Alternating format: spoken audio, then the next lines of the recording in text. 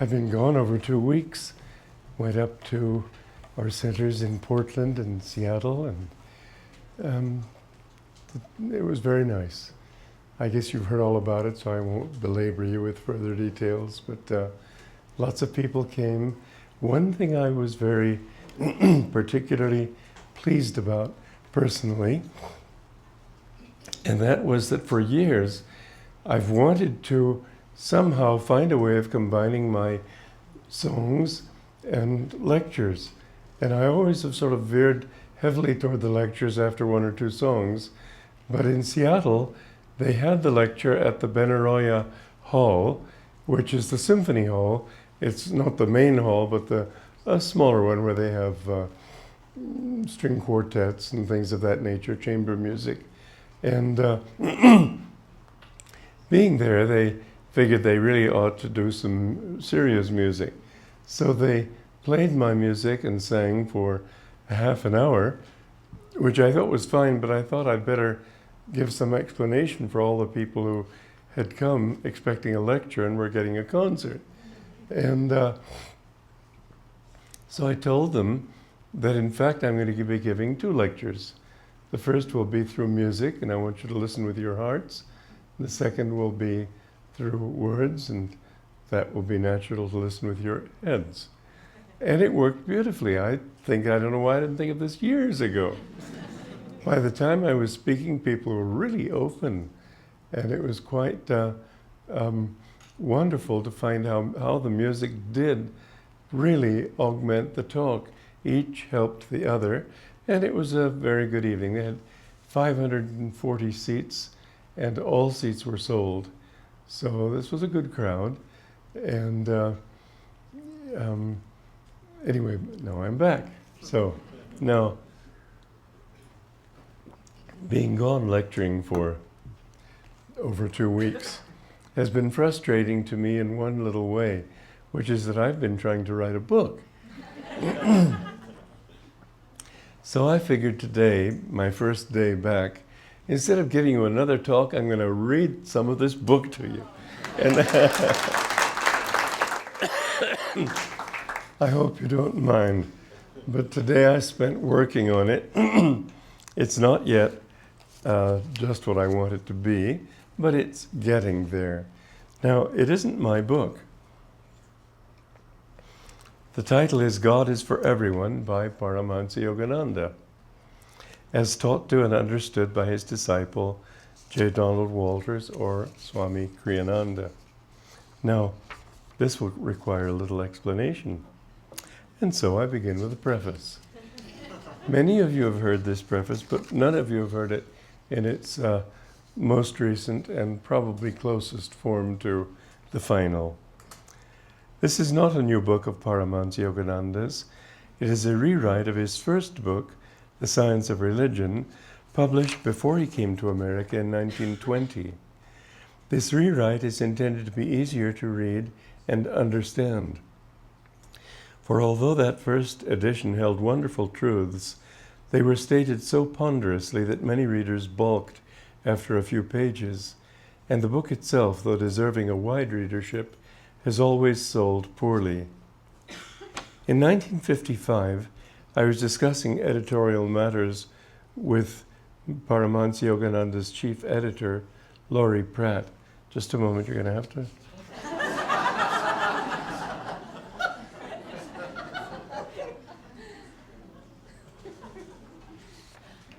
Laurie, she is better known today by her monastic name, Tara, lived a hermit's life, seldom speaking except by telephone, as on this occasion. During our discussion, she raised the subject of this book. I'm thinking, she unexpectedly told me, of dropping the publication of Master's book, The Science of Religion. But why? I cried in dismay. Its message is central to his teachings. Actually, Laurie replied, Master never wrote it. It doesn't even have his vibrations. I loved that book, not for its writing, but for the concepts it expressed. In that case, I asked her, who did write it? Swami Dhirananda, she replied. That name was only dimly familiar to me. Dhirananda had come from India during Yogananda's early years in America to help him with his work, but had departed long before my own arrival in 1948. The writing style also is Dhirananda's, Laurie continued. It is pedantic and heavy. He was proud of his master's degree and showed that pride in the very way he expressed himself, projecting none of Master's simplicity and charm. The Science of Religion sounds like a scholarly dissertation.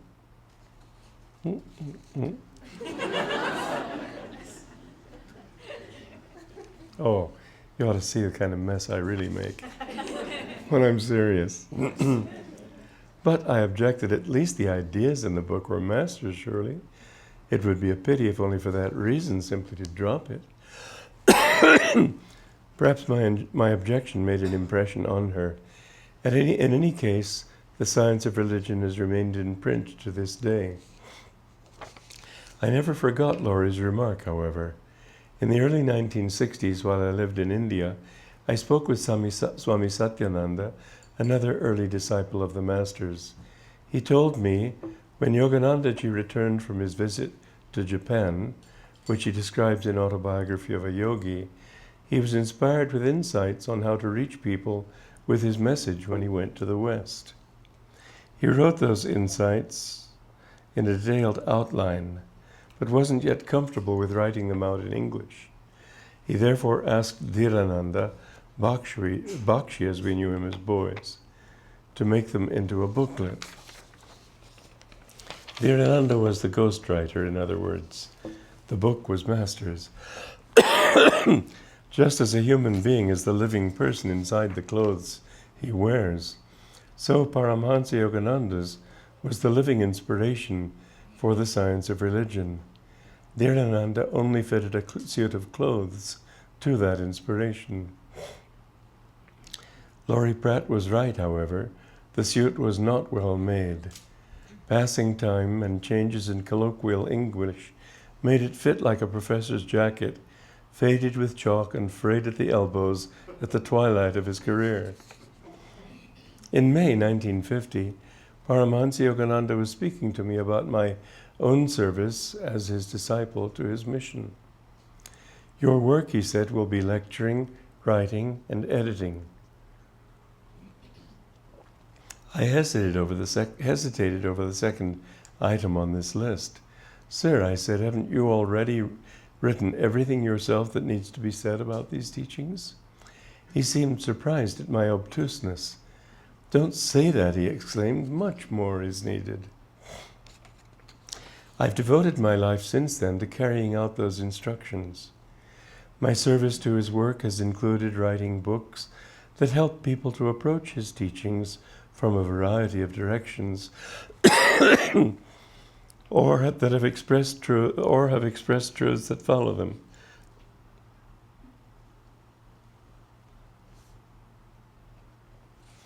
That follow from them logically. These books cover many subjects and have had the effect of drawing several million people to him. They've been published in many countries and in all so far in 25 languages. I have also edited conversations of his that I recorded, of which I published a selection in a book titled The Essence of Self-Realization. I also edited his deeply inspiring work, The Rubaiyat of Omar Khayyam, a labor on which he started me in 1950, before the conversation I quoted above. Always my prayer has been to help everyone to recognize the beauty and relevance to them personally of his teachings. Recently I was once again reading The Science of Religion and thought Laurie was right. The ideas expressed here are wonderful, but they don't touch the heart. I asked myself then, would it be presumptuous of me to rewrite this book? I'd keep the concepts intact, but surely they can be made more accessible. This edition reflects that hope.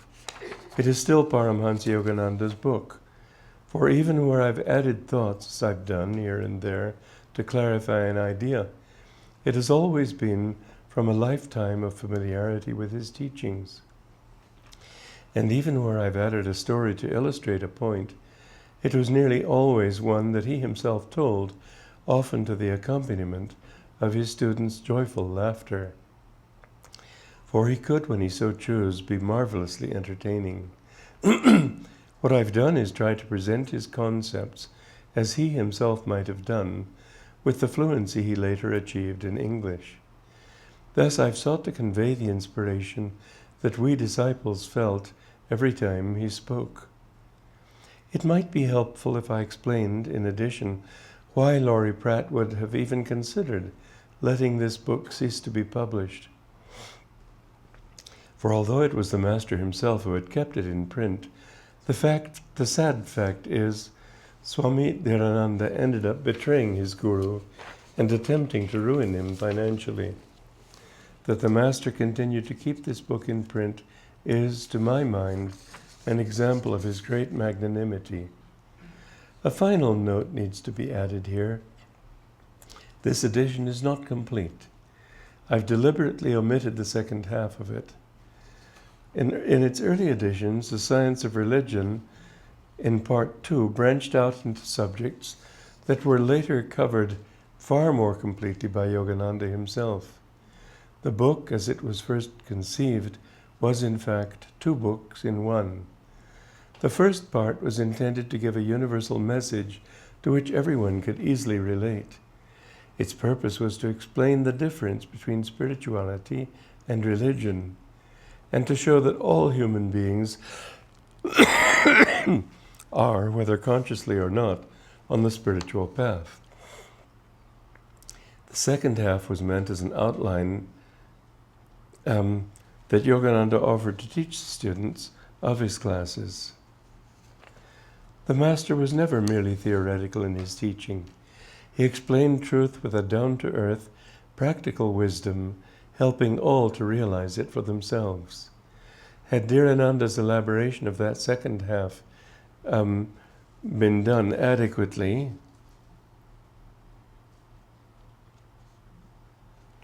as the Master did in his classes, it would have become a weighty tome of hundreds of pages.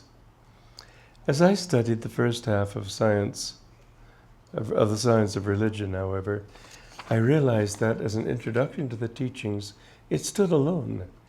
Its special contribution lay in the fact that it demonstrated religion, rightly understood, to be a universal human need.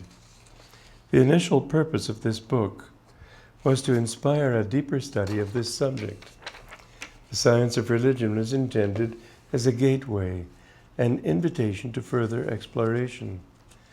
A customary description at the present time, however, is unnecessary. A cursory description at the present time, however, is unnecessary, for the garden can be wandered at length in lucid teachings that are available through others of Paramhansa Yogananda's books.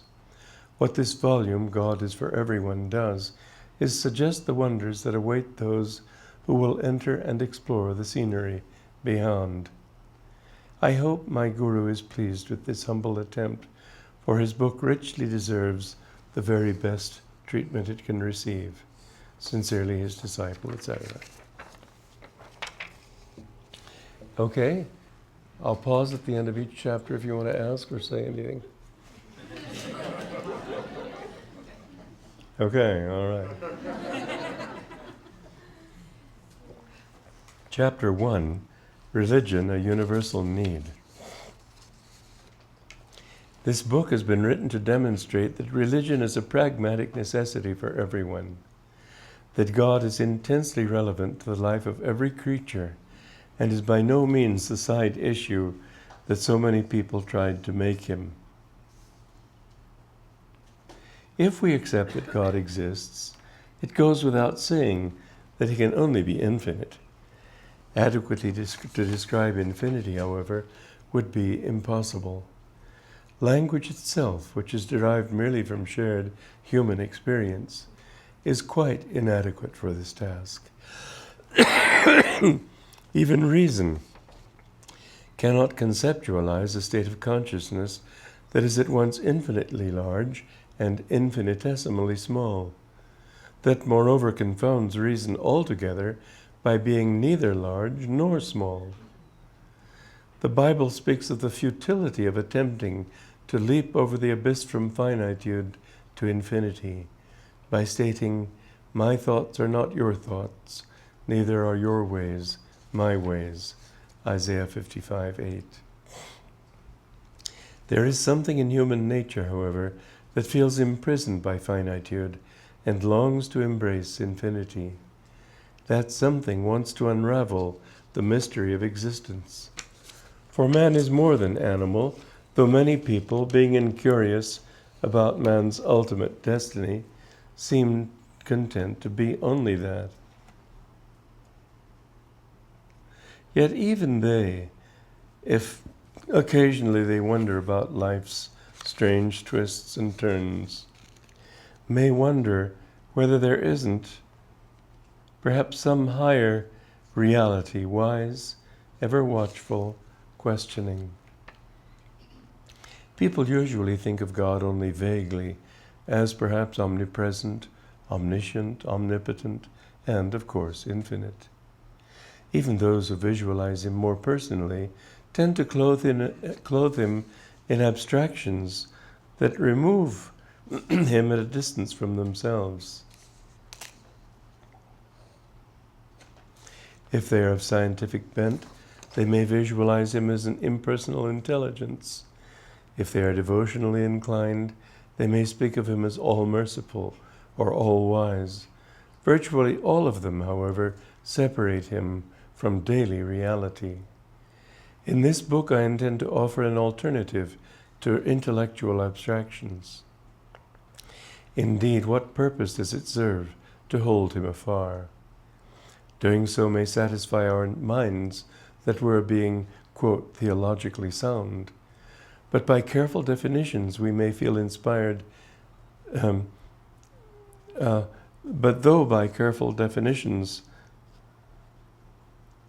we may feel inspired to bow before him with awe and reverence, we hardly feel convinced of his love for us.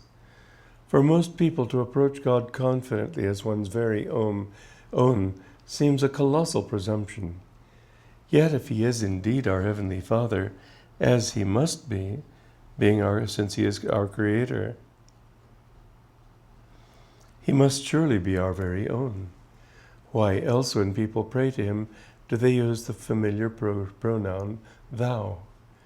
That very word, in English at least, where it has fallen into disuse, suggests rather nowadays an attitude of solemn formality. Intellectually, we may accept that God resides in the distant galaxies. Cosmic concepts, however, make it difficult to visualize him right here on earth also, with us, even in us. He is, however, an ever-near reality. He dwells in our kitchens, in our bedrooms, in our living rooms crowded with guests. Assuming he controls the movements of stars and galaxies, why should he not also guide and inspire our very thoughts and feelings? We may visualize him, the way we visualize him should be relevant to our most immediate needs. It should influence the way we conduct our affairs, instant in our every struggle for success, the hidden laughter behind every joke we tell. If we fail to consider him a daily necessity of existence, we reduce him in importance to the level of a mathematical equation. Our concept of him must persuade us rather that we cannot live without him, for only God ultimately will satisfy our every want. In our dealings with others, is he not present? He is the hidden prophet for which men labor. He is the wisdom, the inspiration, the understanding we seek from reading books, from watching movies. It is his approval we court when we strive to pass an exam. In performing every duty, and in the most trivial pursuits, he is our unguessed-at motivator. Every scripture declares that God is the basic reality of existence. Our awareness of him should permeate everything we do. To ignore him instead is to stumble blindly through life, unconscious of a thousand pitfalls. Abstract definitions of the infinite do not address our very real human needs and give us no compelling reason for wanting to know him. If during worship service they inspire us, they seem insubstantial during daily life at home, at work, or out shopping. Lofty abstractions can uplift us only temporarily, perhaps when we read poetry or philosophy, or enjoy a beautiful work of art. Or, more especially, when we suffer. An Eastern maxim states, we pray to the All-Merciful in our times of difficulty. Yes, when we are desperate, we remember God. Otherwise, we think ourselves well enough off without him, as we hasten from one anxiety to another. High-sounding abstractions do not offer us sufficient motivation to seek him. We file those abstractions away, leaving them there for future reference. This is not said to belittle philosophy. Indeed, even to contemplate lofty concepts can expand the mind, encourage moral behavior, and inspire uncomplaining acceptance of life's vicissitudes. The problem with defining a truth is that the mere definition doesn't inspire love. Just as bad, it lacks immediacy. What I hope to do in this book is introduce a concept that will inspire everyone to want to know God. For God is not distant from us. It is only we who hold ourselves aloof by that abstract thought and by our indifference. God is the very essence of our being. In thinking of him, we need to feel stirred with the longing to know him. How we define him is secondary. It is how we relate to him that matters. To define him with hair-splitting exactness may give us a certain pride of accomplishment, but it gives no food to the soul. This soul nourishment is essential, and the inspiration to long for it is incomparably more important than the pursed lips acknowledgement that, quote, quite conceivably, even possibly, something does exist up there. Theologians present their endless, quote, proofs and syllogisms, but even they must surely smile indulgently at, say, their little 3-year-old daughters playing with dolls. They wouldn't accuse them of lavishing their affection uselessly on inanimate objects.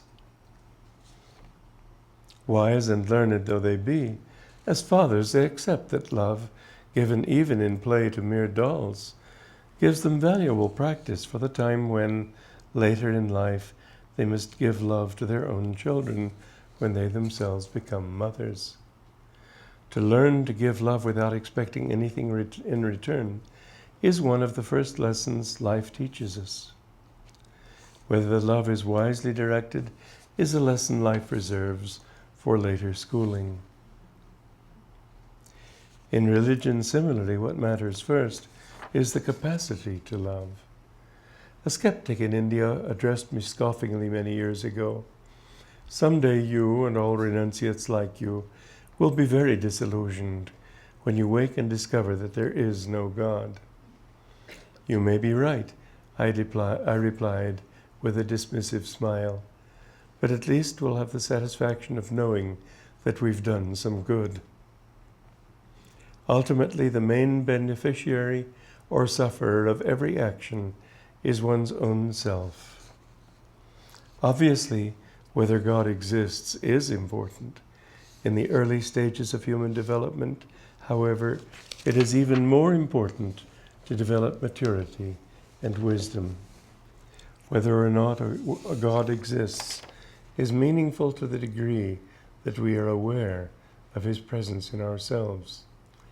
It is our awareness that must be refined. The love of that little girl for her dolls, from this perspective, is actually requited, for love is its own reward. As the poem wisely states, it is better to have loved and lost than never to have loved at all. Where love is concerned, there exists neither subject nor object. There is only the experience of love itself. In religion, similarly, when people say they accept Krishna, Rama, Buddha, Jesus Christ, or any other master as their, quote, personal savior, they don't realize that the important thing is that they themselves love deeply. Whether God finds them acceptable for salvation is His decision. It is not theirs to make. Rather, their concern should be whether their love is pure, that is to say, untainted by selfish desire. God requires no human reassurance of acceptance. What needs He for our praise? Flattery will not win Him. In prosaic terms, He is like a radio station. His divine love is aired constantly. Our own need is to tune our radio to His frequency. This is partly what I mean by the need to be pragmatic in our view of God. We must take belief off the shelf of definitions and bring it down into daily life. Our need for God is constant and very real. Every human being should decide what is most meaningful to him personally, what affects him most intimately in all he does. I shall propose another point in these pages, the underlying unity of all religions based on their derivation from truth itself, which is universal. Religionists too often waste energy arguing instead of seeking ways to make religion a cooperative force for harmony and for harmony on earth. A force for cooperative harmony on earth. The pages of history are blotted with atrocities. The consequence, all of them, of mankind's focus, all too often, of mankind's focus on religious differences.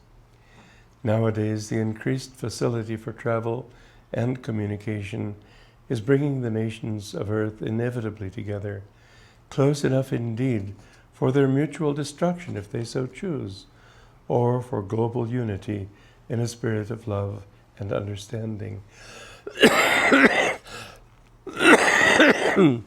The time has come for people to ask themselves, how basic are the differences dividing us? Indeed, if God is one, why do people hold so many different opinions about Him? And why do they practice so many different religions? Is His very existence a matter of mere speculation? Hinduism, Buddhism, Jainism, Christianity, Islam, religion generally indeed, is not merely a cultural phenomenon. Only people whose understanding is very superficial can hold that idea. No religion can be uniquely true, for God is the common Father of all humanity. Religion is God's response, as well as man's, to some of the most basic needs of human nature. Religion offers mankind hope, inspiration, and upliftment. It makes us more sensitively aware that broader realities exist than petty selfishness. Rituals and beliefs are merely the offshoots of religion. They are not essential to it. Such offshoots naturally exist, even as each country has its own customs, costumes, and festivals. The primary function of religion, however, is to refine human nature. Its purpose is to make people God-conscious. The most uplifting tenets are reminders only of that higher purpose. For there can be but one God, as there can be but one ultimate truth. The goal of religion primarily is to encourage attunement with that reality. It is in higher awareness that we can perceive the universality of religion. Universality cannot be forged by compromise and diplomacy. It must be recognized intuitively. Religious definitions, however, are produced by analysis, and analysis only sifts and separates. Religious dogmas tend to result, for this reason, in rivalries and sectarianism. Only universal vision can bring true understanding. This also then is what I hope to explain in this book. Religious unity is needed today, for the plant of truth can grow only in the soil of inner awareness, not in desert wastes of rational debates.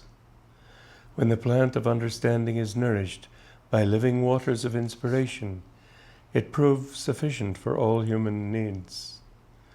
The religions of earth are denominations, all in the one religion of universal truth. Once clearly understood and appreciated in their essence, the classifications mankind has created of Hinduism, Christianity, Islam, and all the rest will be seen as superficial.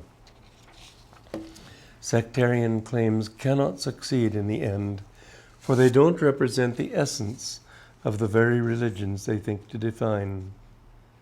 True religion, as we shall see, is rooted in nature itself, human nature especially. It is far greater than merely outward rules and observances. Above all, religion must be lifted above the crisscrossing patterns of human belief. For belief is hypothesis, whereas faith is born of actual experience. The time has come in the evolution of history to focus on people's own direct experience of life. Only from such experience may anyone rightly claim to possess true faith.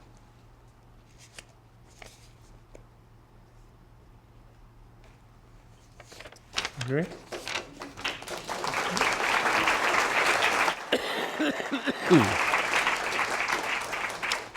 That's going to take some work. This is going to take more work. Chapter 2, a brief view of religion. What can help the religions of the world to see one another as members of a single family of truth, with God as the head? The beauty of this concept is self-evident. Its realization, however, may seem difficult. Buddha may have unintentionally begun the tradition of sectarianism by scoffing against dependence on the Vedic gods and Vedic rituals. The Vedas are the ancient, sacred books of Hinduism. When Buddha's followers concluded from his rejection of those gods that he was an atheist, actually he had sought only to get people to take responsibility for their own spiritual development. They took his noble teachings into a type of self-reliance that excluded God. Thus, Buddhism came to be considered by Buddhists themselves an atheist religion. Swami Shankara, several centuries later,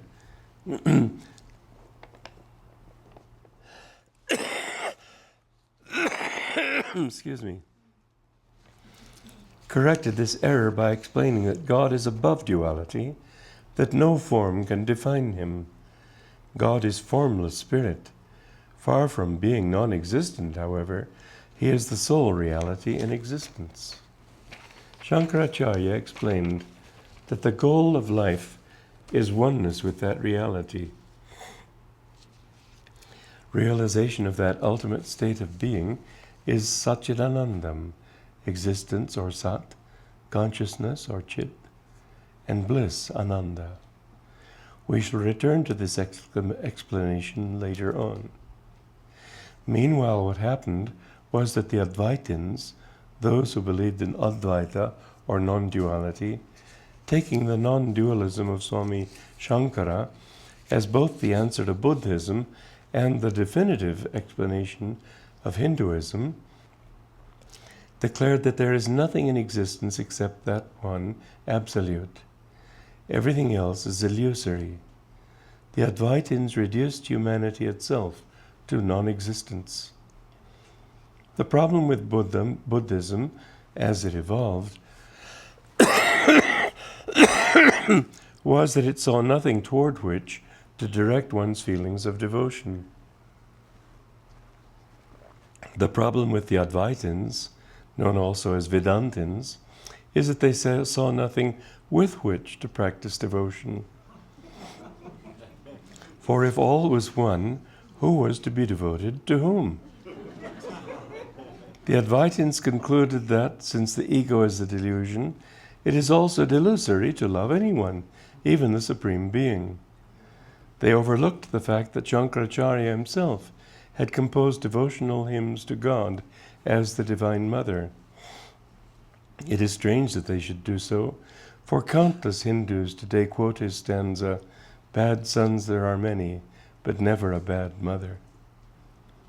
Centuries later, Ramanuja corrected this imbalance in the perception of truth. He brought what has become known as Vasishtadvaita,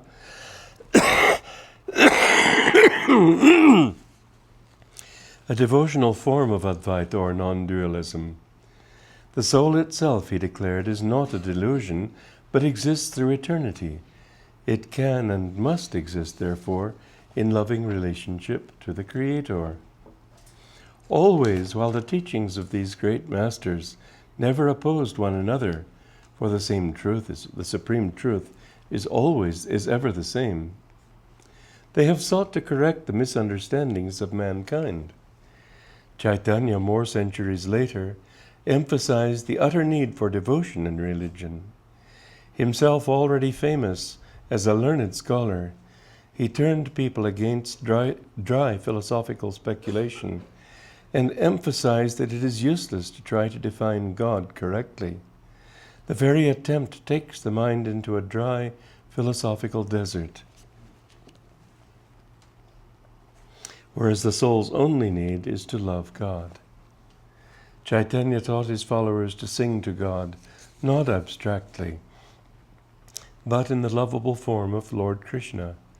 His teaching, again, was in no way intended to contradict the non-dualism of Swami Shankaracharya, but only to help people to recognize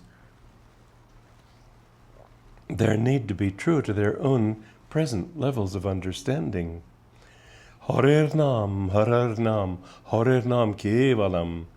Chanting the Lord's name, the Lord's name, the Lord's name is man's only way to salvation, was his declaration, which became famous. Followers of Chaitanya, Vaishnavas as they became known, took his teaching too literally. Krishna alone, they insisted, is the supreme Godhead. He is literally blue, like the traditional images of Krishna,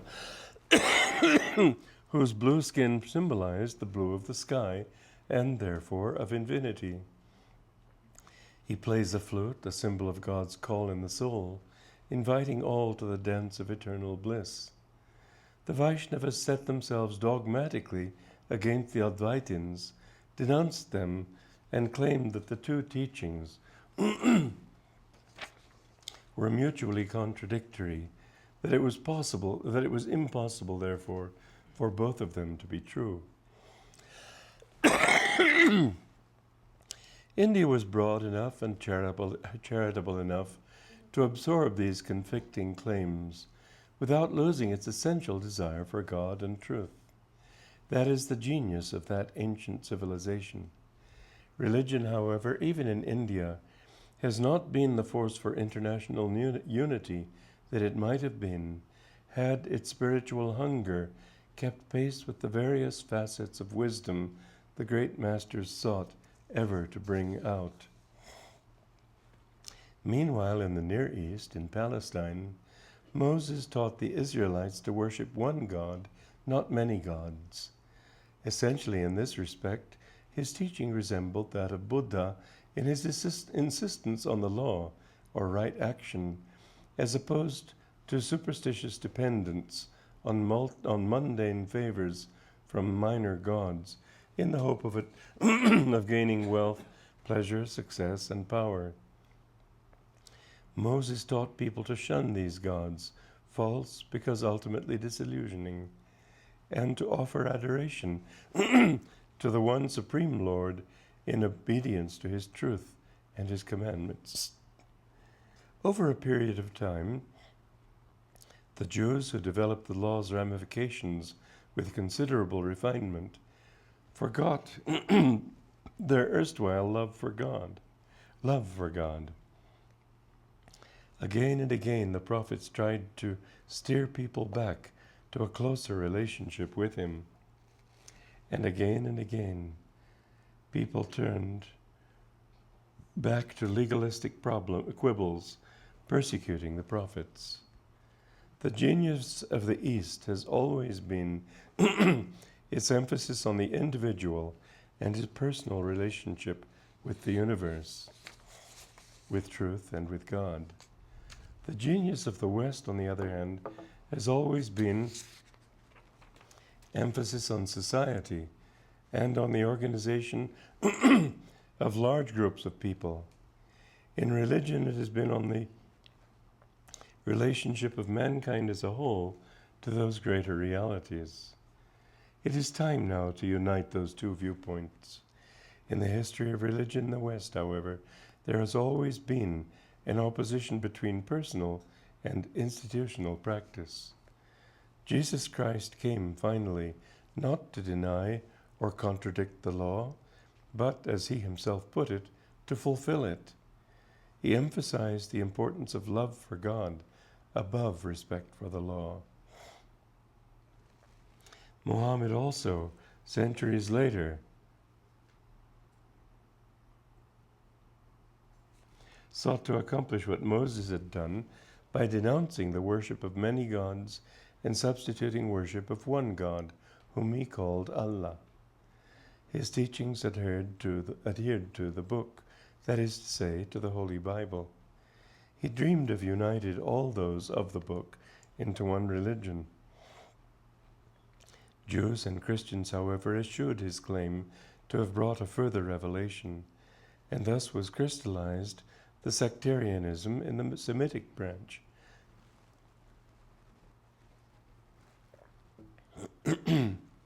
Spreading rivalry between the followers of divine revelation in this branch and that in the Hindu branch. The consequence is to make it seem that there is no hope of religion promoting peace, harmony, and dedication to truth, which it is supposed to represent. Rather, it seems more likely that religion will continue to be one of the major sources, if not the supreme source, of international disunity, dispute, and violence. This situation must change, and it can do so only with new understanding. Modern science, dedicated as it is to material research, has come closer to establishing a unified vision of truth than religion as people have understood it, has done. Unfortunately, science has encouraged only the development of the intellect.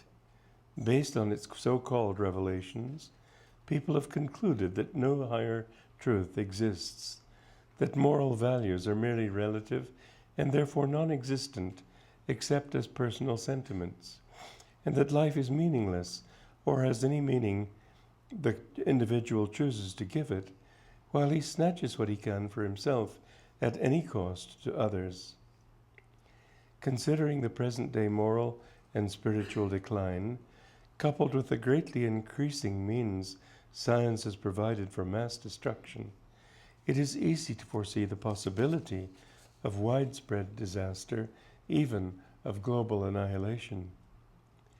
The duty of religion is to offer solutions for these moral and spiritual dilemmas.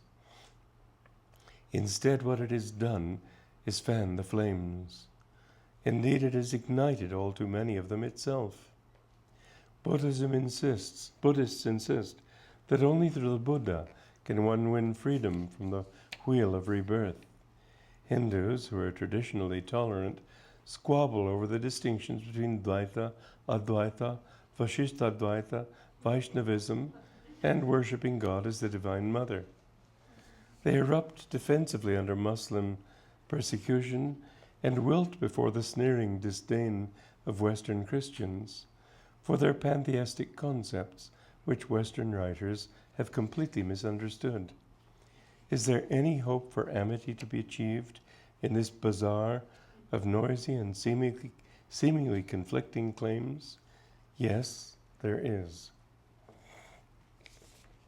The hope lies in religious history itself, not in the squabbles, but in the repeated attempts on the part of great spiritual masters to return religion to its basic eternal truths. The purpose of this book is to show clearly the wisdom underlying every great scripture in the world. Okay?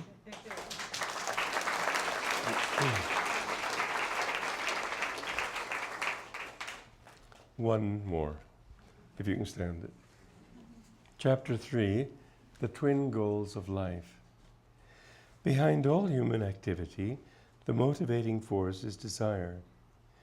Desire takes people in an infinite number of directions. What everyone really wants, however, is always basically the same: to avoid pain and to find happiness. Were these goals physically, they would be easily identified. Happiness, however, is a state of mind, and even pain is largely mental. One man's meat, we have heard, is another man's poison.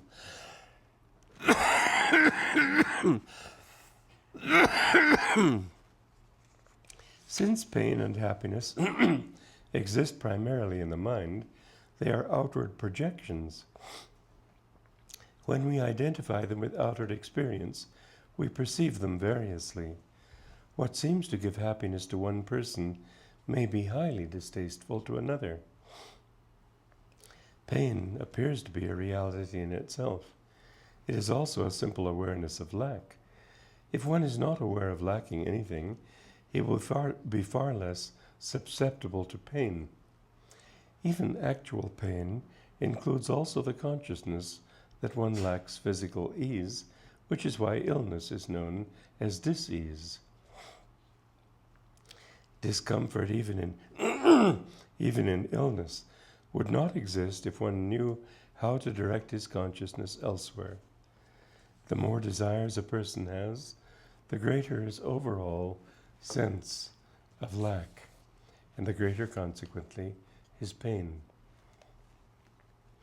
Although mankind's basic needs are both simple and universal, shelter, for example, and nourishment, the satisfaction of those needs can take a million different directions according to people's tastes. Hunger is an instance of a universal need. The way to satisfy hunger, however, can take innumerable forms. The Indian people like curry. Italians like pasta. Americans like pancakes.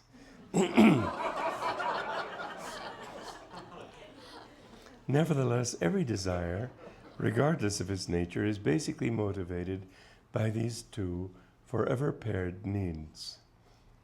In religion, similarly, the important thing is not how God or truth are defined, but the extent to which our concepts of them promise attainment of the ever-existing twin goals of life. We may think our emotional and spiritual needs are satisfied by chanting Ram Nam or by singing Christian hymns and participating in the Eucharist, or by performing namaz and bowing toward Mecca. We may direct love toward one or more spiritual images, or our spiritual aspirations may soar above images altogether. In every case, the upliftment we seek is universal. It is the satisfaction of an eternal spiritual hunger. In a mundane sense, like the repletion one feels after a good meal. The contentment felt by an Indian after a good curry dinner is not essentially different from that which an American feels after a good Thanksgiving dinner. Similarly, the love and joy one derives from participating in an inspiring religious service is essentially the same, whether in church, temple, vihara, mosque, or synagogue. Inspiration is inspiration. The inspiration one feels depends first of all on the uplifted consciousness one brings to the service by sincere devotion and by receptivity to higher realities. Are the blessings received then different in one religion from those in another? Far less so than most people assume. Such differences as there are depend not so much on God's grace as on the filter of people's expectations. God is not influenced by human beliefs, nor is he partial to any one group of worshippers. He watches the heart, not the logic of the theologian. Love alone wins him, not outward affiliations, rituals, and exuberantly proclaimed statements of belief. He responds not according to formula, but to sincere yearning for him. The deciding factor in the process always is our openness to him. If we love him, he will not hold himself back, waiting for us to define him, quote, correctly. If a little girl playing with a doll gets no reaction from it, she still gains by the affection she gives it. A grown mother playing with her baby may receive less response than she imagines, but what is important is that she express mother love. What is vital, similarly, in our relationship with God is the intensity of our feeling when we worship him.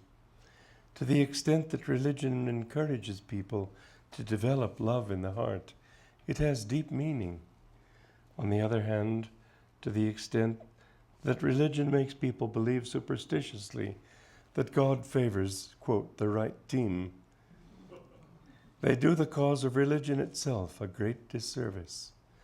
True teachings all lead by different paths to the same goal. That is why many attempts to convert the heathen have met with intelligent and perceptive resistance. A Christian missionary in India once succeeded in converting a village of Aborigines, as some Westerners quaintly call them. A few months later he returned to check on them and was appalled to find them seated on the ground chanting to Lord Rama. "What are you doing?" he cried in outrage. "Why, what do you mean?" They inquired in innocent puzzlement. "This is our religion." In their very simplicity, they had understood that what really matters in religion is the purity of one's intentions, and above all, one's love for God, not allegiance to well-phrased dogmas and formal rituals. The villagers were happy to worship Jesus Christ and honored him for his love for God.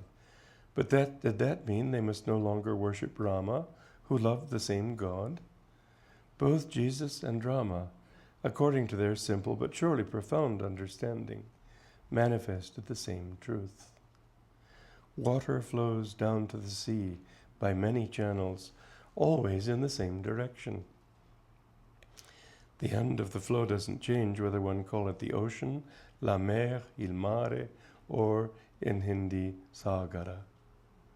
Nor is it important if some primitive hill tribes don't even know that the sea exists, or have no conception of its vastness.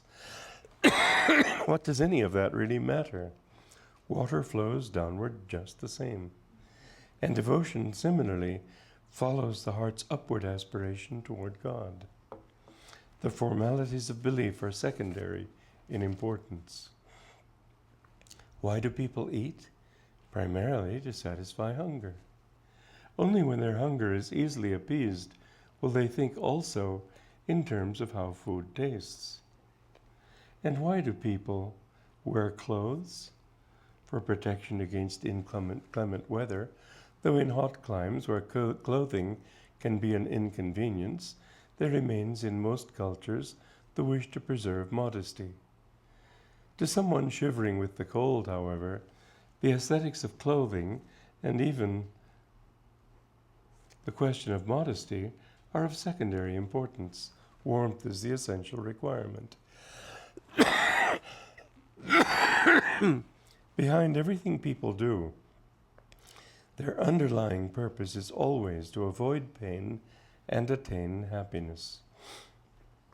Pain may actually, in fact, prove a blessing, for it is a warning to avoid wrong choices and to select others that lead to happiness. Many of the fulfillments men seek are dead ends. Suffering is generally the result of disappointed expectations. Gradually, repeated disappointments of this sort awaken a desire for enduring, not short-lived happiness. Happiness is only a reminder of soul bliss. It belongs in the realm of duality, which is the fundamental condition of all manifested existence.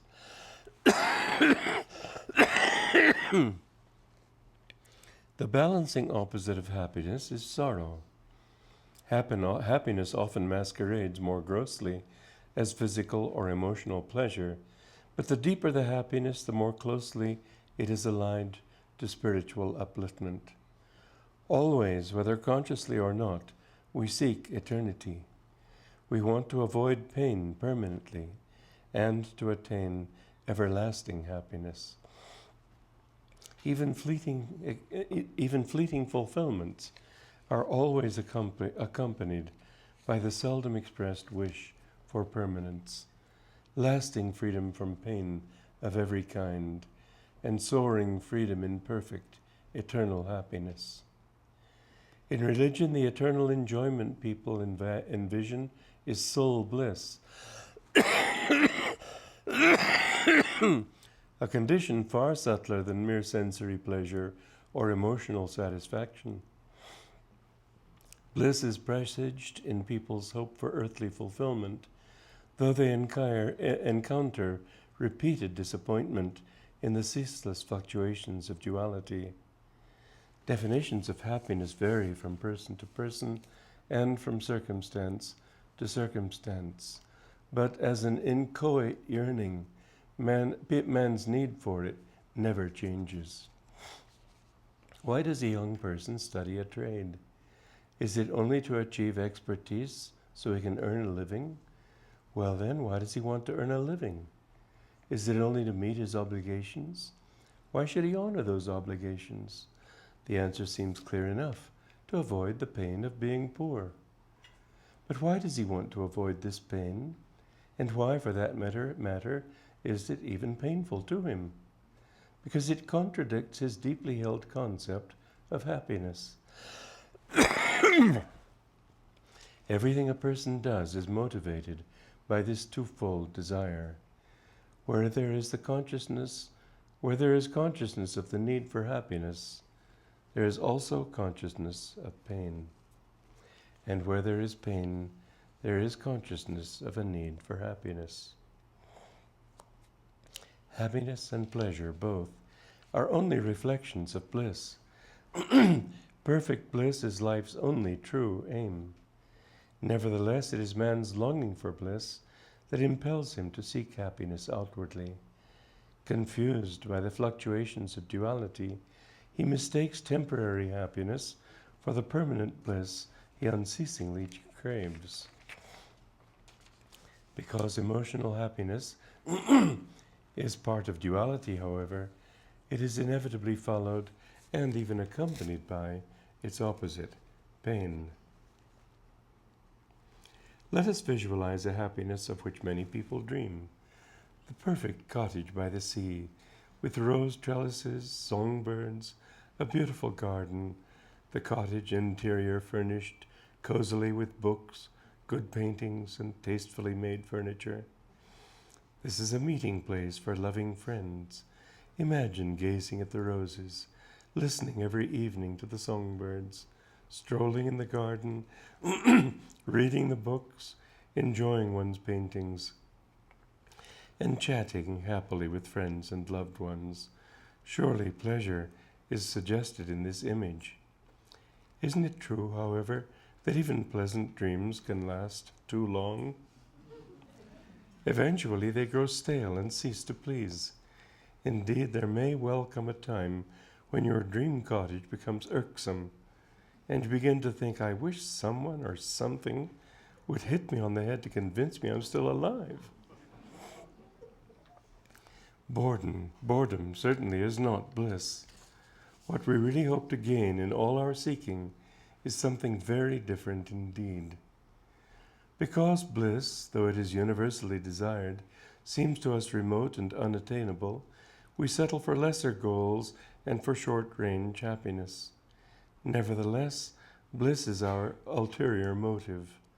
It hides behind everything we do, whether we work to amass a fortune, or to develop friendships, or write books, or delight in reading the classics, or rule mighty empires, or donate millions to charity, or set out to explore the unknown, or seek martyrdom in a great cause.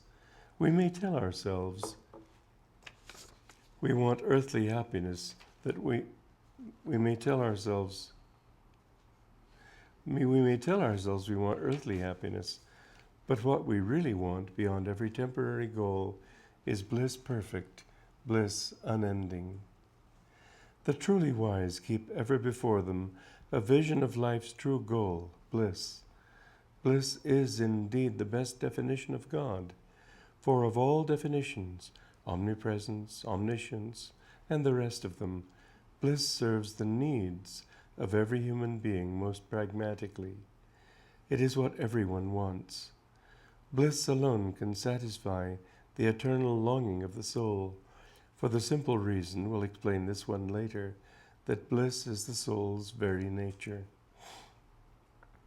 There are many approaches to God's bliss.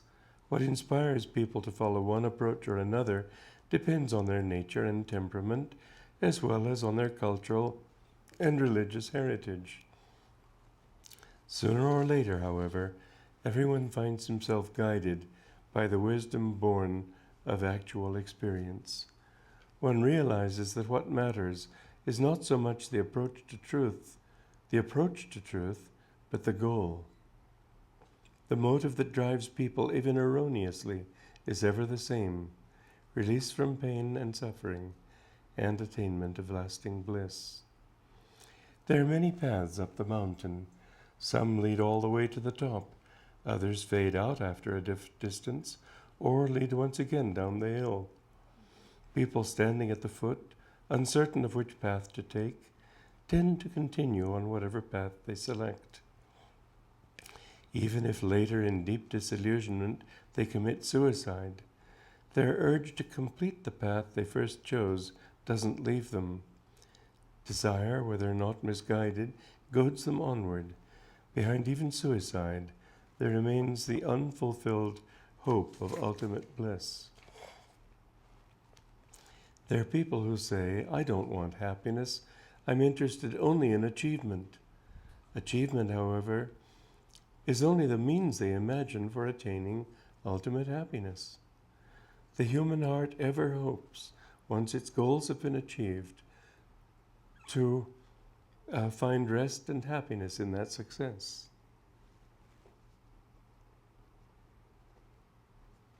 No one wants a life of perpetual struggle. The desire for rest eventually is inherent in all life. Other people say, I want to do good in the world. I am even willing to suffer if necessary to achieve that good. If they study their own motives carefully, however, they will see that they are projecting outwardly a lack they have experienced in themselves, though perhaps now it has become only a dim memory.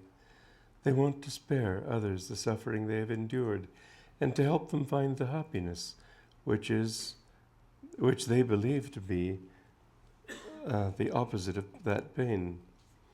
Selfless service is an affirmation of personal freedom and victory. It reinforces personal freedom from pain and expands one's sympathies to include the happiness of others. One who has known great poverty, even in former lives, once he emerges and finds prosperity, may want to help others to be prosperous also. He may believe there isn't anything he wants personally in the help he gives them. There is, however, an affirmation of inner freedom. He may want no material gain for himself, but certainly he wants something far more important to him, which he finds in a deep sense of inner gratification.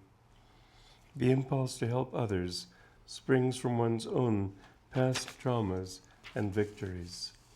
Would anyone be motivated to help others if he knew that by doing so he would bring untold misery on himself?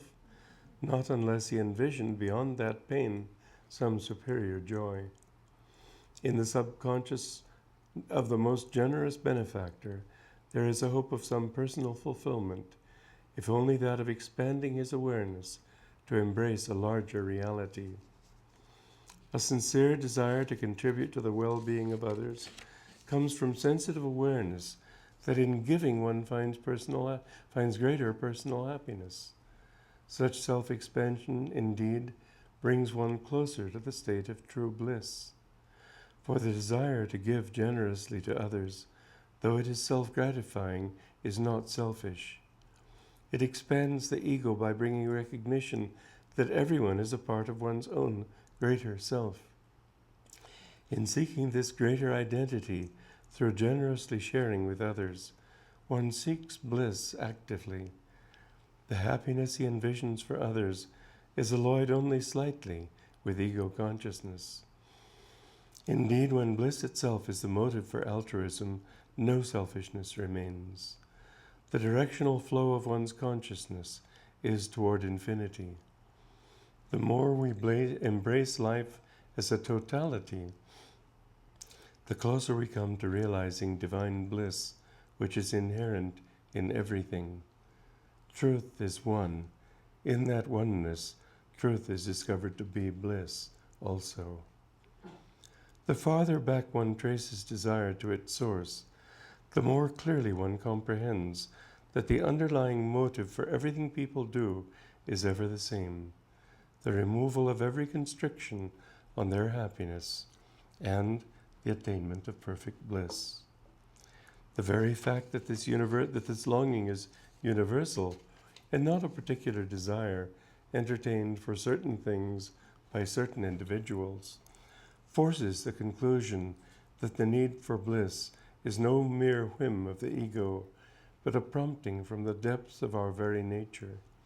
Indeed, it is a call to return to and reclaim that nature in very truth. If God's reality is, as I said in the last chapter, the very fabric of our being, then that which is essential rather than peripheral to our nature must also be a reflection of God. God, too, in other words, is bliss and can be worshipped as bliss. Inasmuch as bliss is what all human beings seek, and it is only in reflective moments that they are attracted to such abstractions as infinity, omnipresence, and omniscience, it is obvious that bliss defines God most meaningfully for every human being. In all that people do, they are seeking God, even if inadvertently. The Lord, in other words, far from being irrelevant to people, driven as they are by desires and ambitions, contains in himself the very fulfillment all men are always seeking. This thought is deep and must be approached repeatedly from a variety of directions if it is to be implanted firmly in the subconscious. Jesus Christ said, "Where a man's treasure lies, there will his heart be also." In these words we see the true essence of religion. Whatever is most universally meaningful and therefore most prized rightly deserves to be considered our religion, regardless of the tenets to which we formally subscribe.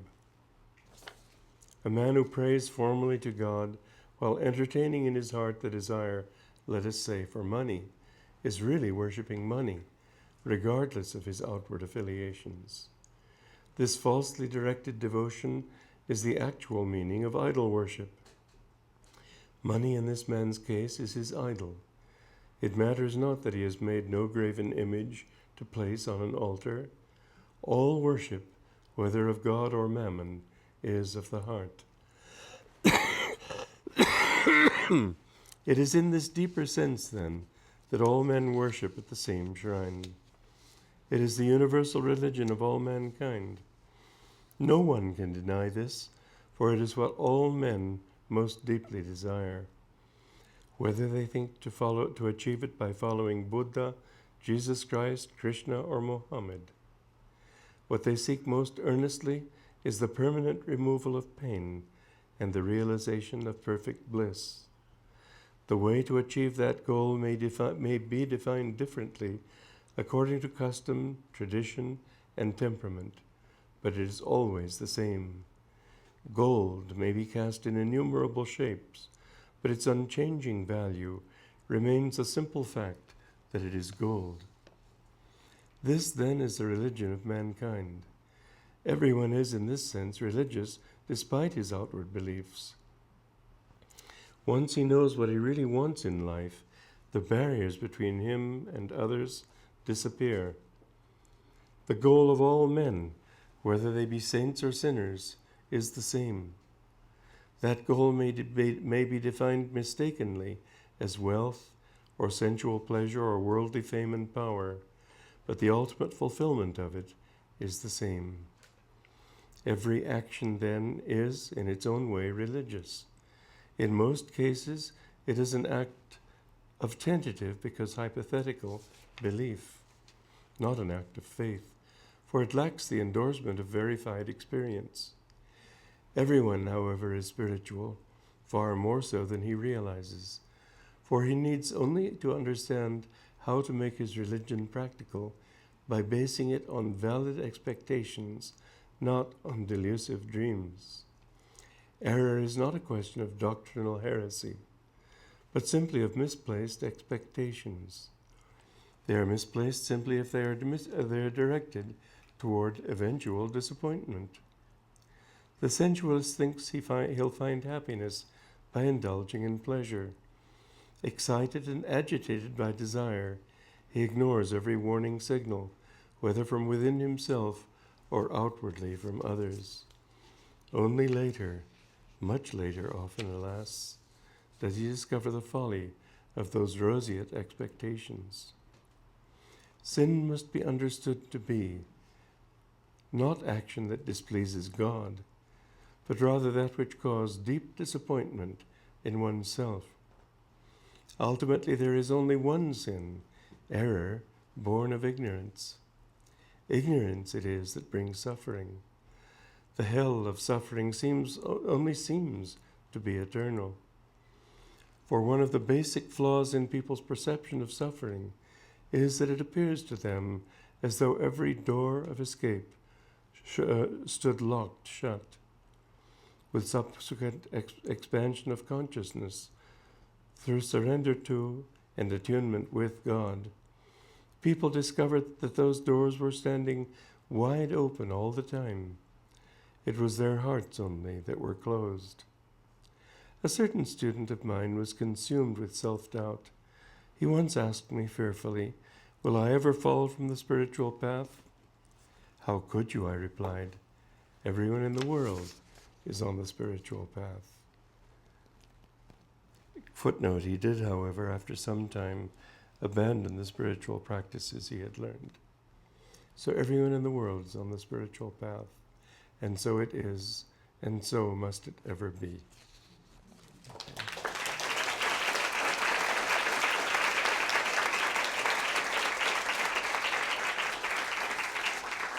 Thank you.